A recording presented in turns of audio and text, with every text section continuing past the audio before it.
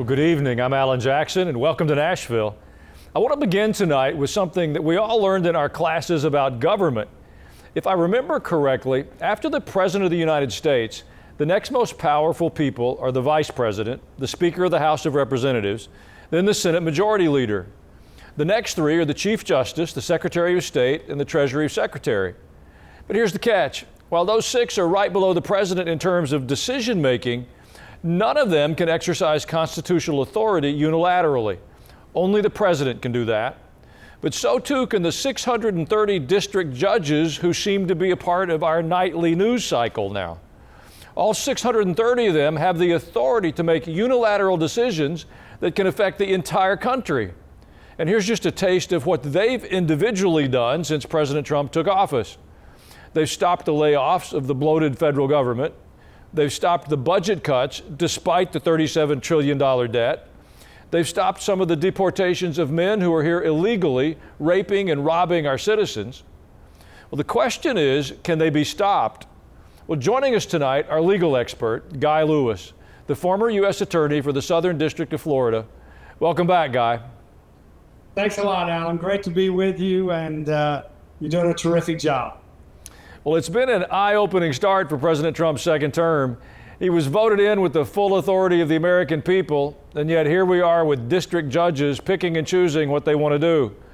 More than half of them were appointed by Biden and Obama. How are they getting away with this?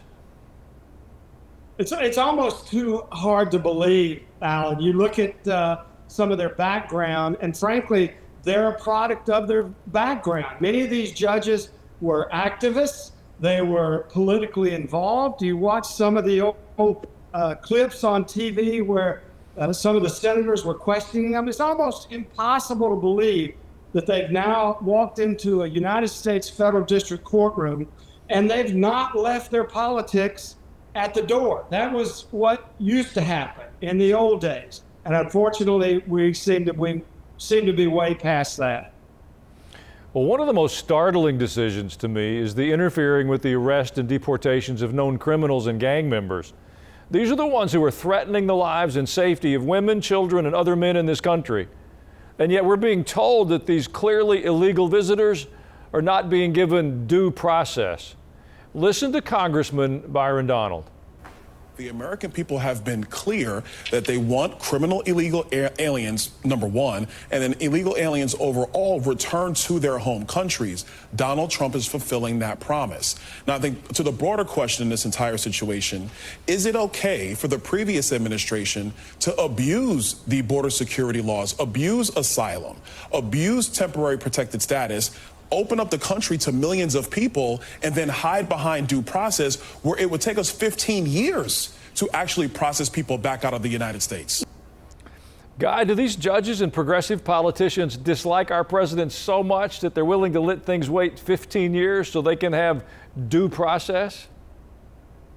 The short answer is yes. We've watched that unfold over the past month and several months. The last administration, of course, it was an open border, free for all.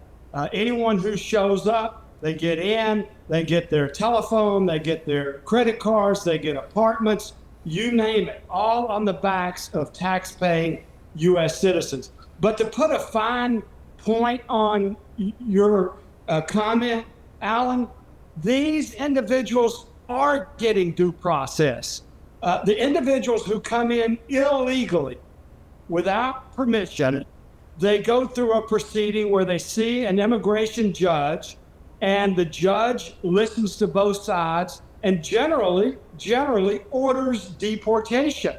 That's almost all the cases. So this idea that they're not getting some measure of due process is simply wrong.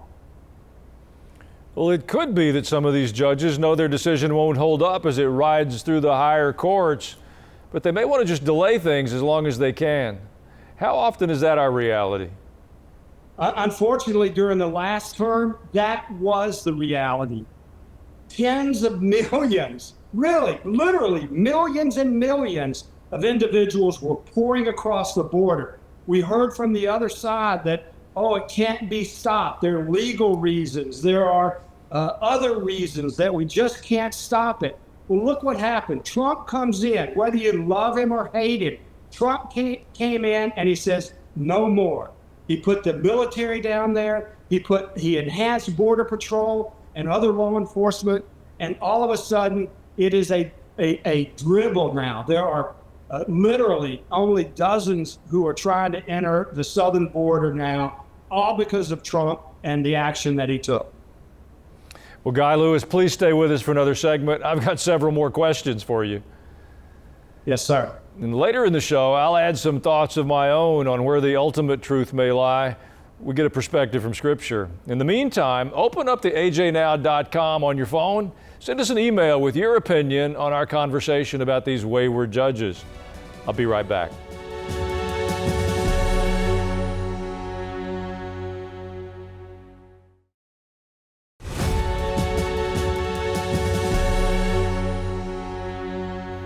We're back now with the former U.S. Attorney of Florida, Guy Lewis. Congress is now working on several initiatives to limit the scope of these nationwide injunctions, including the possibility of impeaching certain judges who are acting more like politicians than lawyers who are supposed to be following the law. What do you think should be done first? So in reality, I appreciate, and I think Americans in general respect the independence of the judiciary. But they are only judges. They aren't the executive. We've in fact seen, and this is nothing new in history, preacher. We've seen this in the past. There was a great president by the name of Andrew Jackson who defied several federal judges several times, in fact. What happened is in one case, a federal judge ordered him while he was on the outskirts of New Orleans, waiting for an invasion, ordered him to release certain individuals. He wouldn't do it. And there are other cases where Andy Jackson, you'll see President Trump, for example, has his picture in the Oval Office, has his portrait. That's no mistake. But he's a president who has knocked heads with the federal judiciary. And in most cases, the executive branch comes out on top. Well, local politicians outside New York City have created a scene at a migrant holding facility in Newark, New Jersey, arguing that the due process issue, a lot of them simply like to sound off for the camera. Here's an exhibit. I think we could call it Exhibit AOC. If anyone's breaking the law in this situation, it's not members of Congress, it's the Department of Homeland Security.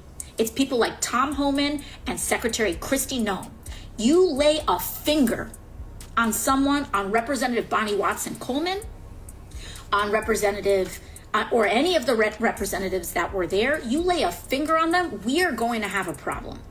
Because the people who are breaking the law are the people who are not abiding by it. You know, the New York media loves recording dysfunction. But that aside, I want to ask, does due process apply to the millions of people who've come to our country illegally? It does, preacher, but only in a very limited way. Look, there are two ways to enter the country, legally and illegally. If you do it legally, you apply for the paperwork. You come and you present documents. You do it in the right way. People wait literally years and years before they're allowed in the privilege of living in, entering and into and living in the United States. And then there are those criminals, others who come in and take advantage of us and our laws. And, it'll be a long time before I listen to AOC lecture me about what's right and what's wrong in terms of the immigration process. She favors open borders. She doesn't believe that the law should apply in this regard. And so shame on her for not really being honest in terms of what the law is and why it's important for us to uphold the law. Well, before we finish, I want to be sure to ask about some next steps. A few years ago, the Supreme Court hinted at how it will handle these issues. Justice Thomas said that he's skeptical that district courts have the authority to enter national injunctions.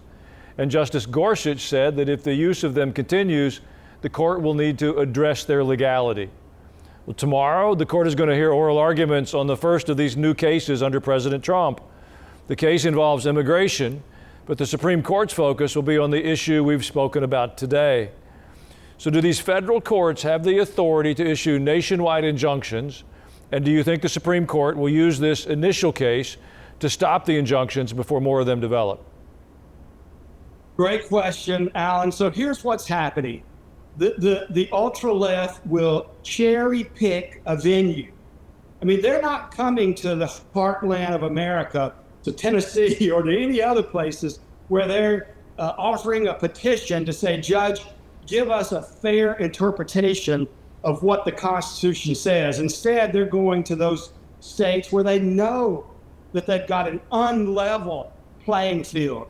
They know they've got a distinct advantage as a result of the likelihood of a certain judge being assigned to the case. They go in there knowing that they've got that advantage, and then we've got a judge on really an isolated issue, a single case in Maryland or in California that says, you know what, I'm going to make it apply nationwide. Every single judge, every single jurisdiction then has to abide by that single judge's opinion. And no surprise, folks, they are getting routinely, regularly overruled and reversed. The argument in front of the Supreme Court is going to be a big one. This has been in preparation for a long time, and I think you're going to have a majority, maybe a slim majority, but a majority of the panel say it's not right. We've got to trim the fat off this, and we can't allow this abusive process to continue. Well, Guy, you mentioned Andrew Jackson. His home was in Nashville, I'm sure you know. I visited the Hermitage many times, and there was something of a legend that used to be repeated when we would visit. One of the men who had worked with Andrew Jackson for many years was asked if he thought Andrew Jackson went to heaven. And the man paused for a moment and said, well, if he made up his mind he wanted to, he did. History seems to have treated Andrew Jackson pretty well. How do you think history will treat President Trump? I think so. I think, look, President Jackson is not a bad role model. You see his statue up on the horse, rearing up on its rear legs with his sword and his tip of the hat facing the White House. Nothing wrong with that in my book. Maybe we need a little more of it. Well, Guy Lewis, thank you for joining us today. It's good to see you again, and we certainly want to have you back on our program soon. Thank you, Preacher. God bless you. When we come back, my thoughts on how we can all move forward by following some scripture that applies in times like these.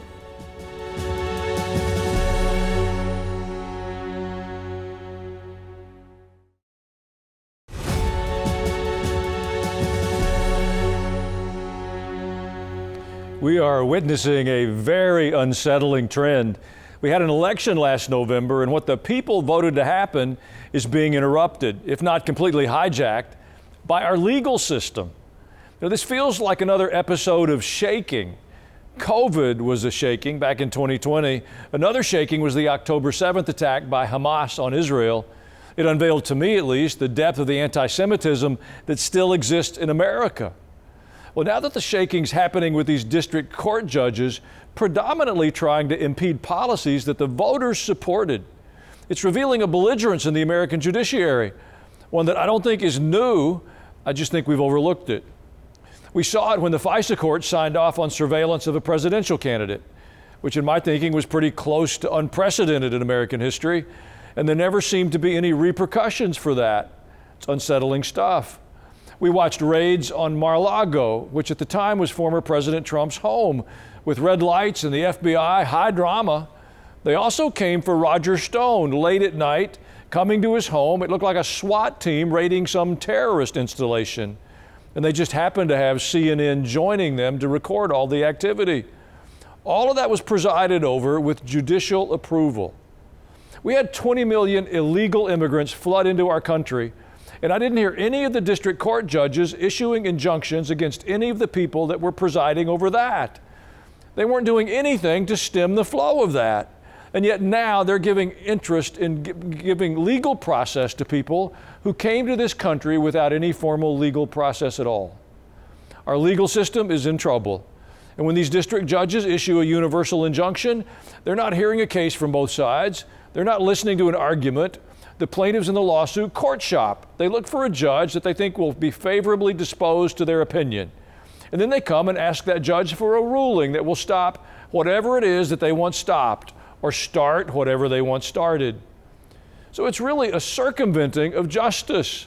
And I would suggest to you that it's a spiritual conflict. We better wake up. I think the church has stumbled badly.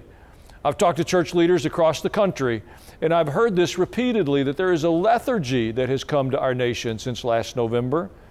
It seems as if we Christians have to repent a bit for sitting on our recliners with our robes on saying, "Go team." There's been a greater appetite for entertainment and a much lesser appetite for engagement. Well, we as Christ followers are called to love the truth, hunger and thirst for righteousness, and to be the light that dispels the darkness. In Amos 5, it's verse 24, it says, "Let justice roll on like a river, righteousness like a never-failing stream."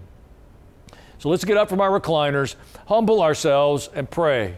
And may a reverence for God fill our hearts and our minds so that Jesus might be honored in this generation. That is a reason for hope. We'll be back with your emails in just a moment.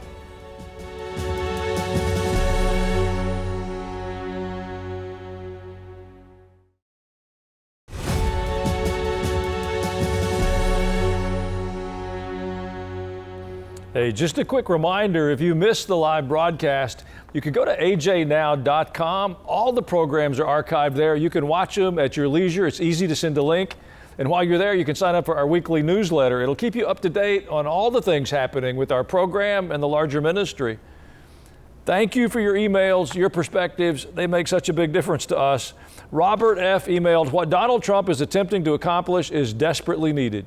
And I agree with most of it. But if this nation doesn't sincerely turn to the living and true God, it will all be futile in the end. I suspect that this is likely the final opportunity to do so. Well, Robert, honestly, I don't know if it's our nation's final opportunity, but I suspect for us, it's our final opportunity. You know, I'm often asked if I think this is the end of the age or these are the last days. I don't always know for certain about that, but I can tell you for certain these are our last days. So we want to choose the truth and to do the right thing and to make upright choices. It matters, and we will ultimately give an account for it. SS commented on YouTube, the YouTube show with Alex Marlowe, "Thank you again for bringing people on who are speaking truth." Well, I think what Alex is doing is an important message for our nation, and we're honored to have him on our program. Shearer Spears commented on the YouTube episode with Roger Williams, "We're praying for the safety of President Trump and his appointees, for them wanting to make the world better. The only way is by prayer and the Lord." I agree. You know, I'm grateful for the politicians and the people who provide leadership, and they're willing to take difficult stands and do the heavy lifting to try to make our nation a safer, more prosperous place, make education better for our children. But at the end of the day, I believe the outcomes will be determined by people of faith and what happens in our hearts and how we behave. We've been willing to look through the windows of our churches for too long and hope that the other people fix the problems. We're going to have to be willing to be a voice for truth and light and salt in the communities where we live. If we'll do that, our futures will be much safer. If we don't, the futures are shaky. Joseph E. from Rhode Island wrote, "Your message is true and Bible-based. I've enjoyed all the truth coming out. The messages from your guests have been eye-opening and refreshing. God bless and keep up the good work." Well, thank you, Joseph. You know, I'm of the opinion that we have to keep learning and we have to keep growing. And our prayer is that these programs and the guests who are so gracious to join us will help you continue to learn and grow. It's easy to just settle in and imagine that we already know everything that's important and there's nothing really new that we need to pay attention to. That attitude won't lead us to a better place. Together, let's keep learning, let's keep growing, and we'll see what God will do. Finally, I want to give you an invitation. You know, with your help, we're getting more and more people watching our show each week who know truth and hope would cut through all the noise as effectively as it is. I see it in the emails that we receive. Those of you who write telling us how grateful you are to have found a place where you can trust what you hear. Well, the world is certainly changing. It's enough to navigate without having to navigate what's real and what's fake. So let's keep going. I'd like you to ask a friend or a family member to watch as well. You spread the word, we'll spread the truth. Thank you for watching tonight. I'm Alan Jackson, and we'll see you tomorrow. Good night.